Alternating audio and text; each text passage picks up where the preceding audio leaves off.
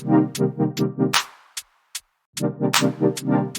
going on, everybody, and welcome to the Other Side of the Firewall podcast, where we talk about the latest and greatest in cybersecurity news, as well as we highlight those movers and shakers and glass ceiling breakers, those people of color who made it to the other side of the proverbial firewall. My name is Ryan Williams. As always, I'm joined by Shannon Times. What's up? What's up? What's going on? Welcome to another week of the podcast. So if you have not done already, please go back and listen to Ask SSP with Yvonne Rivera. So she's the CEO, CISO, and co-founder of CyberMight. So it was a really good interview about what she does, her cybersecurity origin story, and then just what it means to be an entrepreneur. So definitely check that out. And then this week, I don't believe I have one lined up, but then I have several more after that. So definitely continue to tune in. There might be a throwback this week, but without further ado, I'll give it to Shannon. All right, everybody. So this first article comes from apnews.com, and it's written by Christina Cassidy. The title of this one is Multiple Threats to Election Systems Prompt U.S. Cybersecurity Agency to Boost Cooperation with States. Okay, so we had to know this was coming, right? So like as 2024 is upon us, right? It's an election year. We all seen what has happened in the past, right? When it came to 2016, 2020. So we knew this was something that was going to get a little bit of focus, right? Now, mind you, no matter what has been disproven, right? It's always something that comes up about, there being election interference through way of cybersecurity hacking, right? Like the machines aren't doing what they need to, things of that nature. Well, CISA is getting ahead of that this year, right? So they introduced a program this week to the National Association of State Election Directors and National Association of Secretaries of State that are meeting in the nation's capital, right? So they're meeting in DC, and what they're doing is they're going and they have a list of security challenges that keep growing, right? Whether it be getting a message out about there being election interference, right? And from a cybersecurity perspective, right? And then a potential cyber attacks, talking about those, them coming from foreign governments, because that was a hot topic, right? That we've seen in the last several years. Is that being a thing? It's even being talked about now by some people still, right? But what they want to talk about is how they deal with this, right? And misinformation is something they mentioned in this as well, right? So it's not necessarily cybersecurity specific, right? Where you put hands on keyboards to deal with something, but it is something that needs to be addressed, because you have people out there that no matter what you tell them, right, if things just don't go their way, they believe, oh, it's because of this, that, and the third. They just can't take it, right? So dealing with the misinformation thing, it's a way to deal with the undermining of public confidence, right? So we talk about this on the show all the time, right? It's the trust factor, right? If the people out there that are voting don't think that the machines that they're using are safe, they maybe won't vote, right? Or they'll come up with an excuse on why things didn't go their way. We just don't need that, right? It can lead to violence and things of that nature.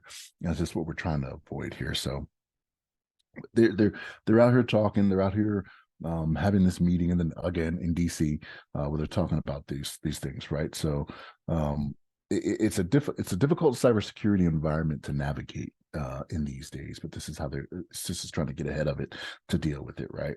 And they're talking about scanning voter registration systems for vulnerabilities. Like there's just different things that they're talking about, right? So we talked about this, I want to say it was like a month ago. We were talking about the United States government dealing with critical infrastructure systems, right? And so what they said was election systems were designated as critical infrastructure, right? With your banks, your water systems, nuclear power plants, things of that nature. So with that being the case, this is something they do have to address, right? They have to go out there and make sure they're helping as much as they can, getting the information out there, for these states that maybe aren't divesting as much energy into dealing with this, right? But it's one of those things where you got to get ahead of it, so that if the time comes to where this is a major issue again, come election time, come November of this year, they can be out in front and say, no, this is how we dealt with this. This is what we did. So that shouldn't be something that comes up, you know what I mean? Try to instill that public confidence, like I was talking about earlier. But we'll see how it goes. I mean, this is a good way. I mean, they're a good 8 months, 9 months ahead of this, right? So the hope is that we don't have that same, I don't want to say excuse, but we don't have those same reasonings later on in the year when people start doubting, their voting systems and things like that, right? Or you have a whoever the next My Pillow guy is putting up $5 million or whatever to try to to try to discredit election systems. So they're trying to get ahead of it. So good on CISA, right, for doing their part, right, and hopefully the efforts don't go unappreciated or unnoticed. But I have my doubts. You know what I mean? So we'll see what happens. But Ryan, what's your thoughts on this? Yeah, absolutely. So I think you hit the nail on the head when it comes to public trust. So I always forget, please like, share, subscribe, all that good stuff. There's a bell involved, hit the bell so you can know when we release new episodes, which we do every single week, Monday through Friday. Um, but yeah, I think the instilling public trust, because I don't feel like talking about this for 4 years after the election, right? Or infinitely is what it seems to be. So it's good to see them step their game up. I shout out to CISA just in general. They seem to be one of the most nimble federal agencies, uh, period. Like Jen Easterly is doing their thing over there. This is how quickly they're able to move and to just be aggressive towards these different initiatives, because as we both know, the federal government or the DoD in general sometimes can be very slow, right? So a huge ship, it takes a long time to turn, depending on anything outside of war takes time, right? So it's good to see that they're able to attack these initiatives so quickly. Um, at the end of the day, I don't understand why we still do it the way we do it. It's a very archaic system. Like you said, it's deemed critical infrastructure, and they have to secure it. However, the most critical of infrastructures is our banking system, and we're able to do that from our phone. Why can I not vote from my phone? I just don't get it. It's the excuse saying that it'll be the fraud will go up and that you can't trust people and all the other things, but you're able to, like, literally people's lives blood is on the line. Like, people do not play around with their money in the States. You trust your bank through your phone. Why can I not vote through my phone? Why are we still going to polling places and then having to talk about it where they say people are like interfering with the vote? There are people who are not counting the vote. There are machines that are damaged. They're the people who don't understand what they're voting for. Like, but people are able to move large sums of money through their cell phone. I don't get it. Like, why can't we not authenticate, have tokens? I think it would be easier to vote from your phone than it is to use all these lumberous machines that no one trusts. Because you trust your phone with your life. So I don't get it. Like, I hope that's the future, but the way people feel is that you can't, like, maybe it's a generational shift, right? Like, after uh what came before boomers? What was that age group called? Because it's boomers, X, and then us millennials. What was before boomers? Was that the Uh Gen Z? Was that the Gen Z? no, Um, no. Yeah, that's the one more modern. Are boomers the last of the, I guess, like the great generation or whatever, right? Like, are the boomers the last of that? Is there no one before the boomers? But whatever that generation is, I think, like, once we get past that generation and the boomer generation and we get to Gen X, well, I don't know. I don't think Gen X feels confident in voting from their phone either. But they're a little bit more hard-edged as well. Like, millennials, we'll vote from our phone. Not to bash, yeah, because we're just on the bridge, right? Like, I'm an elder millennial and you'd be Gen X. So I'm not trying to bash your generation. All right, Shannon. But Look, look, I'm still a millennial. are you? I Like, was it keeps I changing. was I was like the oldest millennial. Like some people don't even go by the year group thing. You know what I'm saying? But Right. yeah. So Like, it's it keeps changing because I was just on the cusp of millennial. Now you're a millennial. We're only like a year or two apart.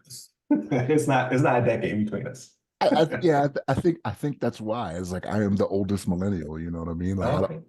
I guess sometimes. I'm not an elder millennial anymore. I'm just a regular millennial. I've lost my status. So before the baby boomers was the silent generation. And then the Oh, greatest generation was before that. Greatest generation was born 1901 to 1927. Silent generation was 1928 to 1945, which some of them are still out there, right? right. And baby boomers, Generation X, millennials, Generation Z. Okay. We got to get to millennials. So we got another. 40, 50 years. I, That's going to be a while. People live longer than they ever lived before, right? Like we just keep, because I'm going to be at least 120. I don't know about you, ooh, but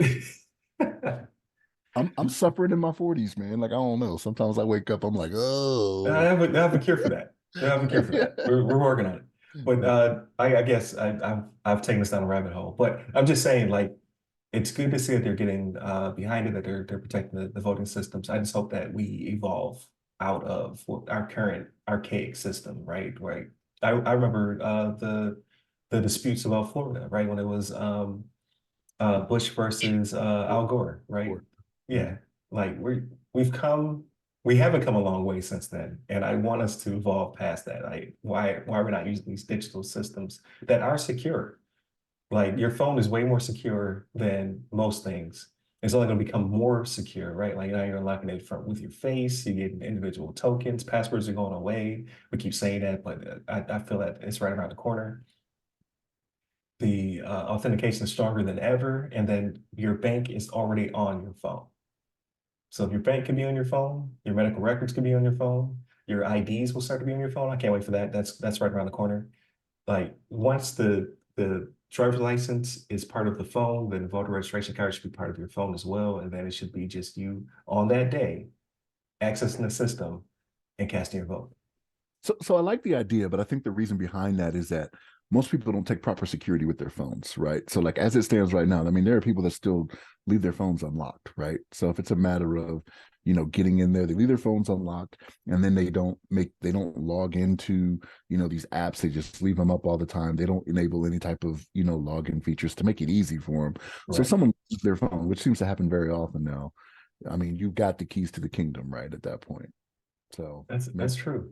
I don't know. Maybe it's a matter of the manufacturers, the and what is it? developer, the Yeah, app the developer. developers, yeah, or just in general, like okay, your phone has to just like if you work for a business, like if you work for a company, there would be restrictions already on your phone. Like maybe you should, maybe I should go down that rabbit hole because now take away freedom. But Patriot Act. maybe you Come have over here to with, maybe you have come to over here opt with me. in. Maybe it's a matter of fact, like so when you use your personal phone, like you bring your own device, uh, when it comes to your business, there's a secure app side, right? That you can only access and already has restrictions and features and things of that nature. So maybe there'll be two halves to your phone. There'll be your whatever you want to do with your phone, and then there'll be the secure side. Because people do get kind of weird about like, I don't want the government on my phone. The government's already in your phone. It's too late for that. There's no coming back. Um, but we'll see what the future holds. So again, shout out to CISA for getting on top of this way in advance, right? Because this year is going to be rough, and then the following year of rebuffs and rebuttal is going to be even rougher. Like, so we'll see how all this turns out. But it's good to see that they're stepping up and they're able to quickly act to protect those voting systems. And again, I'm trying to predict the future here. We need to get off of those things because it's archaic, and we're supposed to be the most free and advanced country on the planet. It doesn't feel like it sometimes. So definitely continue to tune in throughout the weeks. Monday, Tuesday are topics. Wednesday discussion. This week is pretty much all about American infrastructure. Being under attack. Yeah. So definitely continue to tune in throughout the week. And then Friday, everything else, some movies, books, games, all that good stuff. Hit up the website, or hit up all the websites that go by our name. Give me a person. I'm at RYRY Security Guy. That's RYRY Security Guy. You can find me on LinkedIn, Clubhouse, Twitter, and Threads. Stay safe, stay secure.